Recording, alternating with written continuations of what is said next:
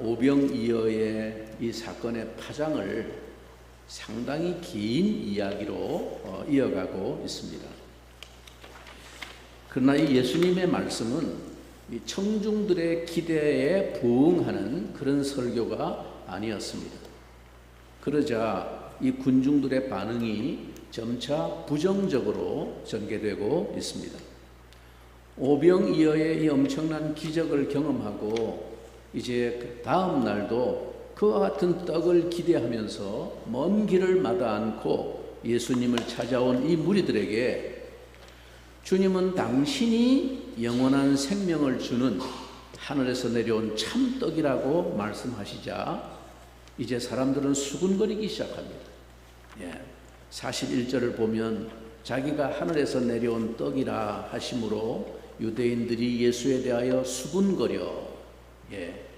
이 무리들은 지금 옛날 출애굽 당시에 모세가 내려준 그 만나와 같은 그런 떡을 하늘에서 또 내려주기를 기대하면서 그 먼 길을 돌아 찾아왔는데 이상한 말만 자꾸 늘어놓으면서 선문답 같은 소리를 한다고 생각했겠지요. 그래서 그들이 하는 말이 뭡니까? 42절을 보면 이르되 이는 요셉의 아들 예수가 아니냐. 그 부모를 우리가 아는데 자기가 지금 어찌하여 하늘에서 내려왔다 하느냐. 그러나 주님께서는 이 군중들의 수군거림과 비아냥거림에도 불구하고 오히려 그들을 더 당황하게 하는 말씀을 직설적으로 선포하셨습니다. 주님이 하신 말씀은 그 말 자체는 전혀 어려운 말이 아닌데 그냥 그 말씀 그대로 한번 잘 들어보십시오. 48절 이후에 여러분 한번 보시면 자, 내가 곧 생명의 떡이니라. 내가 생명의 떡이다. 이 말 자체가 어렵습니까? 이 말은 어려운 말이 아니죠. 내가 생명의 떡이다 말씀하신 겁니다. 그 다음 뭐라고 그럽니까? 너희 조상들은 광야에서 만나를 먹었어도 죽었거니와. 그래, 옛날 그 아주 옛날 너희 조상들이 출애굽 당시에 광야에서 만나를 먹었지만 하늘에서 내려온 그 떡을 먹었지만 다 죽었다 이거예요. 그런데 이는 하늘에서 내려온 생명의 떡인 나는 하늘에서 내려오는 떡이니 사람으로 하여금 먹고 죽지 아니하게 하는 것이니라. 나는 하늘에서 내려온 살아있는 떡이니 사람이 이 떡을 먹으면 영생하리라. 내가 줄 떡은 그 세상의 생명을 위한 내 살이니라 하시니라. 말은 어려운 말이 아니에요. 이 말 못 알아듣겠습니까? 말은 다 알아듣는 말이에요. 주님은 당신이 곧 생명의 떡, 곧 하늘에서 내려온 그 떡이라는 사실을 돌려서 아리까리하게 말하지 않고 그냥 직설적으로 돌직구로 그냥 말씀하신 겁니다. 야, 내가 생명의 떡이야. 그냥 바로 말씀하신 것입니다. 내가 바로 너희들이 기대하고 요구하는 그 하늘에서 내려온 진짜 만나다. 그러니 나를 먹으라. 내 살을 먹는 자는 생명을 얻고 영원히 살 것이다. 반복해서 단도직입적으로 선포하시고 강조하셨습니다. 무리들은 이 말씀을 듣고 예수님을 정신 나간 사람으로 여겼습니다. 그리고는 한 사람, 두 사람씩 자리에서 일어나 그 자리를 떠나버렸습니다. 구름대처럼 몰려왔던 사람들이 삽시간에 썰물처럼 빠져나갔습니다.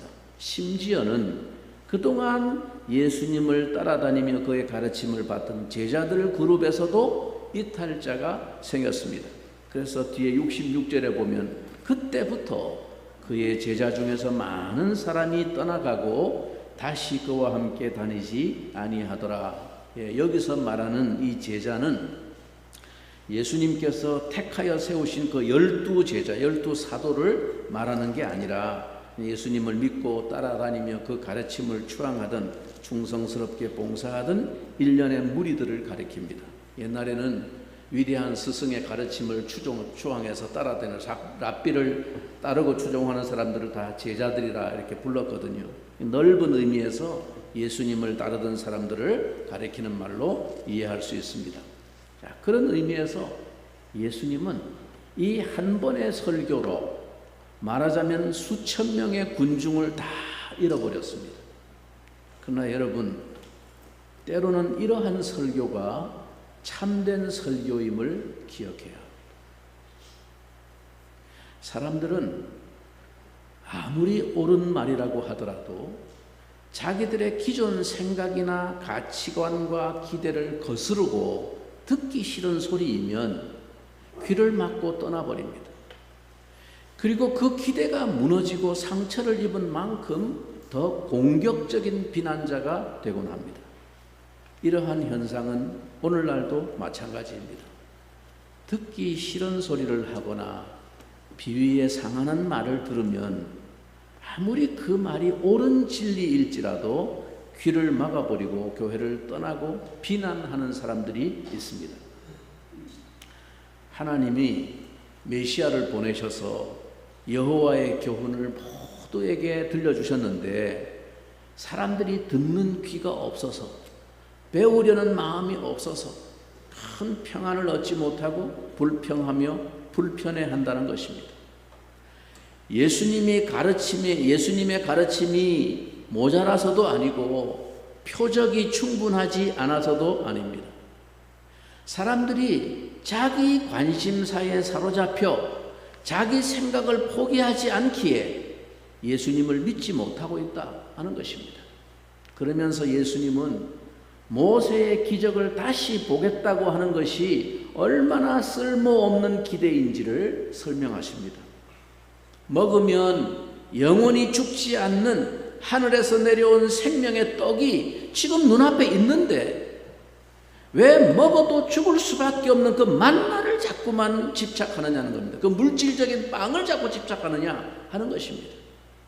예수님은 그들이 그토록 집착하고 있는 이 모세의 만나와 비교하심으로써 유일한 생명의 떡을 밝히고 있습니다. 주님은 인생들을 위한 당신의 죽음을 염두에 두고 자신의 살을 인생들의 생명을 위해 내어줄 것이라고 말씀하셨습니다. 그래서 예수님이 결론적으로 하신 말씀이 51절의 하반절에 내가 줄 떡은 곧 세상의 생명을 위한 내 살이니라. 자, 이에 대해서 유대인들이 어떤 반응을 보입니까? 이어지는 52절을 보면 그러므로 유대인들이 서로 다투어 이르되 이 사람이 어찌 능히 자기 살을 우리에게 주어 먹게 하겠느냐. 예수님의 말씀을 이해할 수 없는 육신적인 눈과 물질적인 가치관에 갇혀있는 유대인들은 이 말씀을 놓고 다툼과 균열이 일어납니다. 도무지 영적인 지각이 닫혀있는 사람들이어서 이렇게 충격을 받습니다. 아니, 자기 살을 먹으라니. 그러면 우리더러 식인종이 되라는 말인가? 문자 그 이상의 영적인 메시지를 이해하지 못한 사람들에게 이 예수님의 말씀은 얼마나 황당하고 충격적이었겠습니까? 율법에 능통한 그 학식 있는 이스라엘의 선생인 니고데모가 사람이 거듭나지 않고는 하나님 나라에 들어갈 수 없다는 예수님의 말씀을 듣고 뭐라고 그랬습니까? 아니, 그러면 늙은 내가, 이렇게 나이 많은 내가 다시 어머니의 자궁에 들어갔다 올 수가 있느냐라고 황당해했던 것과 한치도 다르지 않습니다. 생각의 범주가 거기에 머물러 있는 거예요. 이 말씀의 영적인 의미를 깨닫는 지각이 전혀 없는 것입니다. 그래서 예수님의 대답을 들은 사람들의 반응이 마침내 어떻게 나타납니까? 자, 여러분 60절 한번 주목해 보겠습니다. 60절 다 같이 한번 읽어볼까요? 제자 중 여럿이 듣고 말하되 이 말씀은 어렵도다. 누가 들을 수 있느냐 한데 말씀이 어렵대. 그동안 예수님을 믿고 따르던 제자들 중에서도 여러 사람이 여기에 걸림돌이 되어서 회의를 나타냅니다. 여기서 말씀이 어렵다라고, 이 어렵다라는 것은 그 말 자체를 이해하기 어렵다는 뜻이 아니라 그 말의 내용을 내가 받아들이기가 어렵다는 뜻입니다. 내가 생명의 떡이다. 이 말이 어렵습니까? 말이 어려운 게 아니고 그 그 말의 뜻을, 내용을 내가 그대로 받아들이기가 어렵다는 것입니다. 예수님의 말씀이 어렵게 느껴지는 이유는 교수법에, 즉 가르치는 방식에 문제가 있는 것이 아니라 듣는 사람들의 관심과 예수님의 관심이 다르기 때문입니다. 때로 설교가 어려운 것은 그 설교자의 설명이 어려운 것이 아니라 듣는 사람의 관심과 기대가 설교자가 전하는 그 초점과 다른 것에 관심이 가 있기 때문이 아닌지 자신을 돌아보셔야 합니다. 그들은 철저하게 자신들이 이 세상에서 필요한 것들을 예수님께 얻으려고 기대했지만 예수님은 그런 썩을 양식이 아니라 썩지 않는 하늘의 양식을 주시려고 그렇게 지금 설명하고 애쓰고 있기 때문입니다. 번지수가 다르기 때문에 어렵다는 거예요. 제자들의 수군거림을 알고 예수께서 이렇게 정곡을 찌르는 질문을 하십니다. 자, 61절 같이 한번 읽겠습니다. 61절 예수께서 스스로 제자들이 이 말씀에 대하여 수군거리는 줄 아시고 이르시되 이 말이 너희에게 걸림이 되느냐? 예. 저 무슨 말입니까? 자, 내 말을 듣고 보니까 너희들이 기대했던 것과 달라서 후회가 나를 쫓아온 것이 후회가 되느냐? 라는 것입니다. 복음이 제대로 선포되는 곳에는 늘 복음이 걸림돌이 되는 사람들이 있게 마련입니다. 예수님은 생명의 길이 좁은 길이라고 말씀하셨죠. 많은 사람들이 걷지 않는 길, 찾을 수 없는 길이라고 말씀하셨습니다. 그래서 찾는 이가 적다고 하셨습니다. 넓은 문, 넓은 길은 사람 보기에 길이 평탄하고 좋아 보여서 많은 사람이 그리로 가지만 그런데 그 결국은 파멸이라고 하셨습니다. 예수님을 믿는 것을 세상에서 잘되고 편하기 위한 하나의 투자로 생각했던 사람들에게는 오늘 이 주님의 말씀이 충격적인 요구입니다. 예수님은 제자들 속에 믿음이 없음을 보신 것입니다. 그들이 예수님의 표적과 말씀을 인간적인 눈으로만 판단하고 있다는 것을 아셨습니다. 그들의 철저하게 세상적이고 육적인 사고방식 때문에 생명을 주시는 성령이 그들 안에서 역사하시지 못하고 있다는 것을 아셨습니다. 제자들이 계속해서 육적으로만 생각하면 만나를 먹고 광야에서 다 죽은 그 이스라엘의 조상들처럼 너희들도 계속 그 육적인 만나만 추구하고 요구한다면 그걸 받아먹고 당장은 배부를 수 있겠지만 그러나 그 의지한 썩을 양식처럼 그들도 썩어 없어지고 말 것입니다.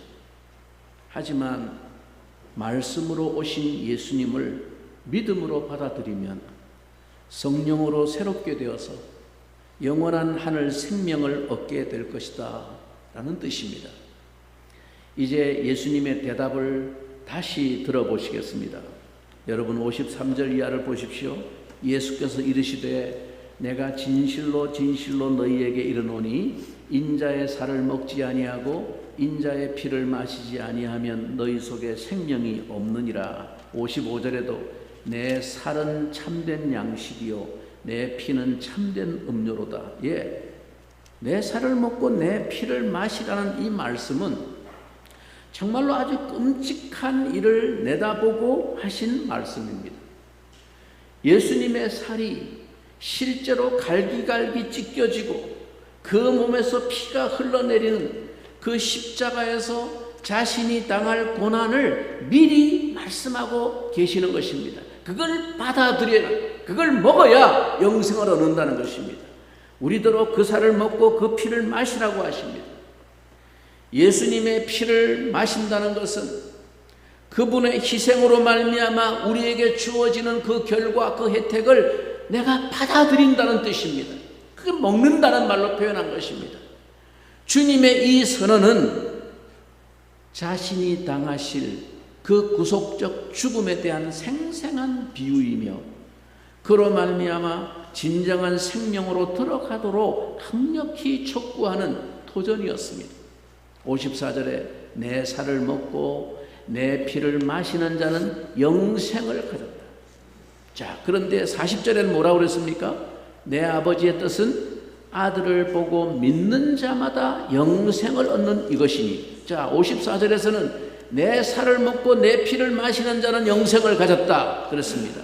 40절에서는 아들을 보고 믿는 자마다 영생을 얻는다 그랬습니다. 그러니까 이 두 말이 같은 말이라는 것을 알 수 있습니다. 우리는 예수님의 살을 먹고 피를 마신다는 이 말이 곧 예수님을 믿는다는 말이라는 것을 알 수 있습니다.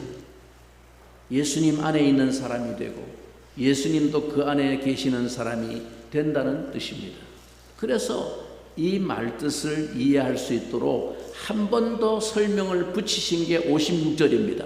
내 살을 먹고 내 피를 마시는 자는 내 안에 거하고 나도 그의 안에 거하나니. 근데 예수님은 이 제자들 중에는 믿지 않는 정도가 아니라 나중에는 결국 자기를 팔아 넘길 자도 있다는 것을 아셨습니다. 이것을 어떻게 설명할 수 있습니까? 다 예수님을 추종하고 다 따라왔는데 그 중에는 예수님을 믿지 않는 정도가 아니라 팔아 넘길 자도 있다. 이게 어떻게 갈라지는 것입니까? 65절을 보십시오. 또 이르시되 그러므로 전에 너희에게 말하기를 내 아버지께서 오게 하여 주지 아니하시면 누구든지 내게 올 수 없다 하였노라 하시니라. 예, 자신이 정말 하나님이 주신 그 아버지가 주신 마음에 이끌려서 예수님께 나온 것인지 아니면 자기 필요에 이끌려서 육적인 기대를 가지고 예수님께 나온 것인지 잘 점검하라는 것입니다. 겉으로는 다 똑같이 예수님을 찾아 나온 사람같이 보이지만은 진짜 아버지께서 이끄시는 그 마음을 따라 나오지 않고는 정말 예수님께로 올 자가 없다는 것입니다. 다 자기 필요에 따라 육적인 관심으로 그냥 몸만 나와 있는 것이라는 뜻입니다. 진정으로 예수님이 주시는 것에 귀를 기울이라는 것입니다. 더 이상 썩을 양식을 위해서 예수님을 따르지 말고 하늘 양식이 필요하다는 사실을 인정하라는 것입니다. 그렇게 하지 않을 때 몸은 똑같이 나와 있어도 자꾸 이런 생명의 말씀을 예수님이 하시는 말씀을 듣다 보면 자기 기대와 번지수가 다르기 때문에 몸은 나와 있는데 마음은 점점 예수님과 멀어지다가 아닌가벼 하면서 마음이 돌아선다는 것이죠. 결국 자기의 줄인 욕망을 채우는 데 걸림이 된다면 예수님까지도 팔아 넘기게 될 것이기 때문입니다. 예수님은 자기 앞에 나온 모든 사람이 구원받기를 원하셨지만 사람들의 기대에 맞춰서 그들의 마음을 사기 위해 진리를 왜곡하거나 적당히 듣기 좋게 말씀하지 않으셨습니다. 모든 사람이 다 구원받기를 간절히 원하셨지만 그렇다고 모든 사람들의 마음을 다 끌기 위해서 사람들의 비유에 맞는 말을 왜곡하거나 타협해서 말하지 않았다는 것입니다. 자기를 따르던 사람들이 떨어져 나갈 줄을 뻔히 아시면서도 조금도 그들의 귀를 즐겁게 하는 말씀을 하시지 않았습니다. 이렇게 직설적으로 말씀하시니 떠나는 자들과 따르는 자들로 갈렸습니다. 말씀이 생명인 줄 알고 받아들인 자들과 말씀이 싫어서 떠나는 자들이 생겼습니다. 육신의 필요를 위한 자신들의 기대에 대한 예수님의 응답에만 관심이 있을 때 주님이 조금만 그들의 진정한 필요, 본질적인 결핍에 대해서 심도 있는 말씀을 하시면 그들은 모두 집중을 하지 않고 마음을 닫아버립니다. 어렵다. 복잡한 얘기 자꾸 하냐? 그냥 빵 달라니까. 자꾸 딴소리 하고 있어. 이렇게 마음을 닫아버린다는 것입니다. 그리고 이 말씀은 어렵도다 하고 발길을 돌립니다. 진짜 인생의 생사를 좌우하는 진정한 진리에 대해서는 관심이 없다는 것입니다. 그래서 결국 66절은 그 결과를 이렇게 안타깝게 기록합니다. 그때부터 그의 제자 중에서 많은 사람이 떠나가고 다시 그와 함께 다니지 아니하더라. 이런 모습을 보신 예수님의 마음은 아팠을 것입니다. 말씀을 듣고 깨닫고 돌이키기를 원하셨건만 결국 떠나는 그들의 뒷모습을 보시면서 마음이 슬펐을 것입니다. 그렇게 오랫동안 따라다니며 이적도 보고 말씀도 들었는데 조금도 자기 마음을 바꾸지 않고 성장하지 않다가 결국 다시 생명이 없는 곳으로 발길을 돌리는 그들의 모습이 너무도 안타까웠을 것입니다. 그러나 예수님의 말씀을 들은 모든 사람들이 다 떠난 것은 아니었습니다. 예수님의 말씀 앞에서는 언제나 말씀을 받아들이는 사람과 거부하는 사람, 이렇게 두 부류로 나뉘어집니다. 이것은 오늘날에도 마찬가지입니다.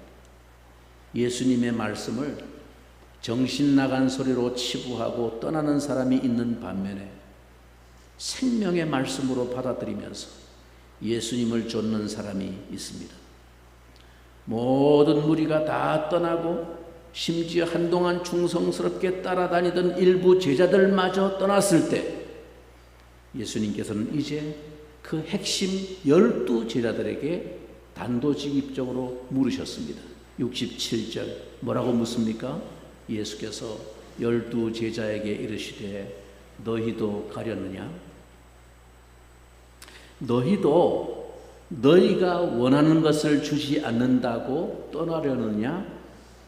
예수 믿고 지금까지 열심히 한다고 했는데 결국 내 뜻대로 내 기대대로 되지 않는다고 떠나려느냐? 아직도 너희는 신앙을 세상의 방식으로만 생각하고 있구나. 이런 서글픈 마음이 담겨있는 물음이 아닙니까?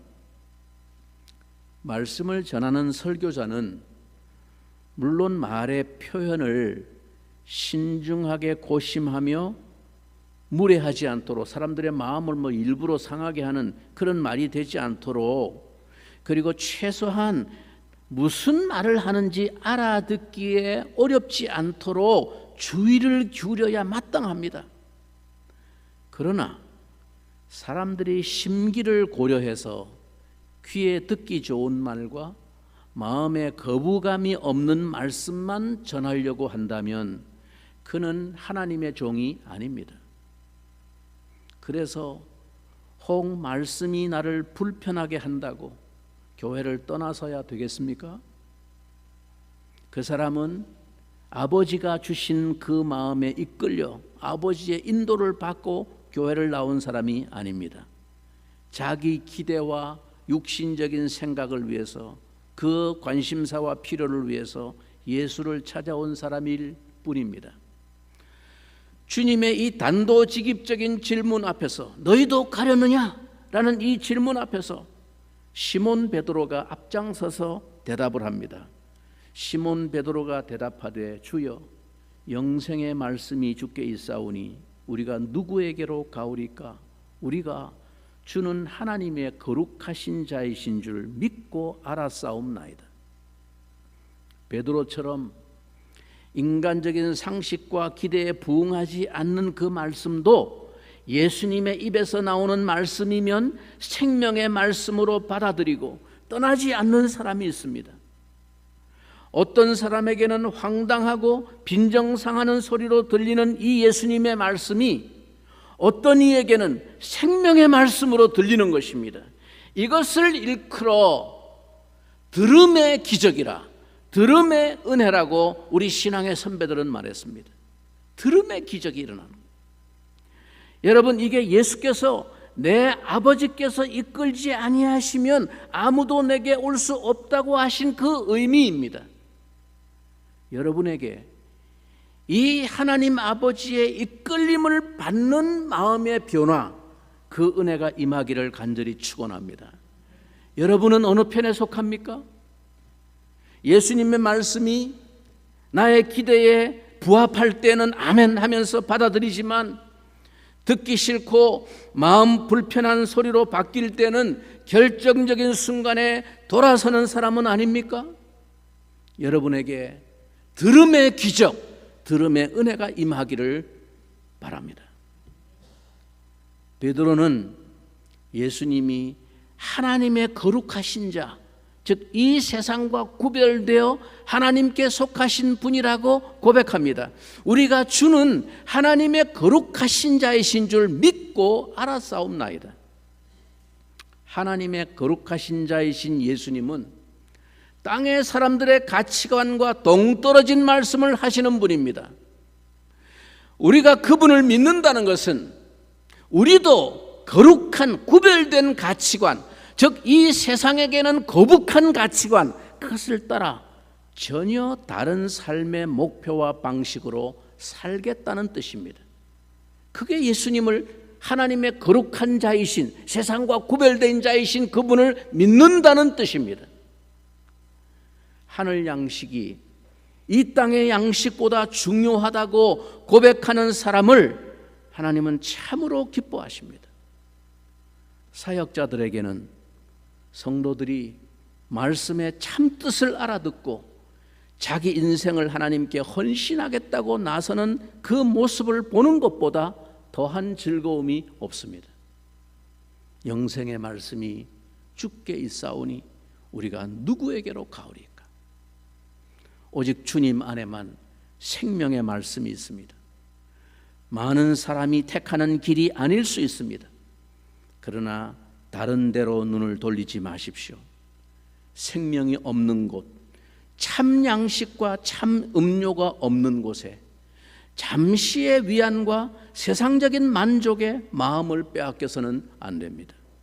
우리는 우리 육신의 생명뿐 아니라 영혼의 생명을 감당해 주실 하나님의 거룩하신 자를 의지해야 합니다. 여러분, 오늘 여기 주님 앞에, 주님의 전에 무엇이 있습니까? 영생의 말씀이 있습니다. 여러분, 그러므로 교회는 다른 그 무엇보다 영생의 말씀이 있어야 합니다. 우리 교회에 다른 그 무엇은 없을지라도 돈도 없고 화려한 편의시설도 없고 다양한 프로그램도 없어도 괜찮습니다. 그러나 영생의 말씀이 여기 있다고 선포할 수 있어야 그게 주님의 교회입니다. 그것 때문에 우리는 여기에 나온다고 말할 수 있어야 합니다. 영생의 말씀이 여기 있사오니, 주께 있사오니 우리가 어디로 가오리까? 주님은 오늘 우리에게 물으십니다. 너희도 가려느냐? 베드로의 대답이 오늘 우리의 대답이 되기를 바랍니다. 영생의 말씀이 주께 있사오니 우리가 누구에게로 가오리까? 우리 고백하는 마음으로 다 같이 한번 따라해 볼까요? 큰 소리로 한번 따라합시다. 영생의 말씀이 주께 있사오니 우리가 누구에게로 가오리까? 아멘. 주님으로 먹고 마시며 주님과 온전히 하나가 되는 신비한 영생의 삶을 선택하시기 바랍니다. 영생의 말씀이 있는 곳에 늘 마음을 두고 살아갑시다. 주님의 말씀을 묵상하고 사랑하고 순종하며 살아감으로 생명 있는 하나님의 자녀가 되기를 주님의 이름으로 축원합니다. 우리 같이 한번 이 말씀을 생각하면서 잠시 한번 같이 동성으로 기도하겠습니다. 하나님 아버지, 그렇습니다.